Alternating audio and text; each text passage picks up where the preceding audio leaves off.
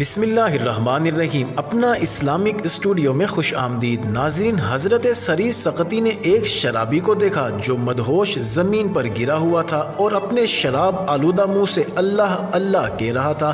حضرت سری سقطی نے وہیں بیٹھ کر اس کا منہ پانی سے دھویا اور فرمایا، اس بے خبر کو کیا خبر کہ ناپاک منہ سے کس پاک ذات کا نام لے رہا ہے۔ اس کا منہ دھو کر آپ چلے گئے۔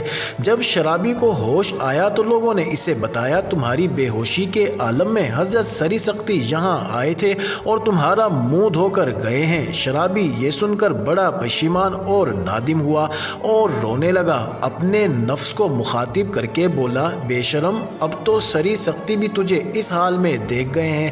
اللہ عز و جل سے ڈر اور آئندہ کے لیے توبہ کر۔ رات کو حضرت سری سقطی نے خواب میں کسی کہنے والے کو یہ کہتے سنا، اے سری سقطی، تم نے شرابی کا ہماری خاطر منہ دھویا، ہم نے تمہاری خاطر اس کا دل دھو دیا۔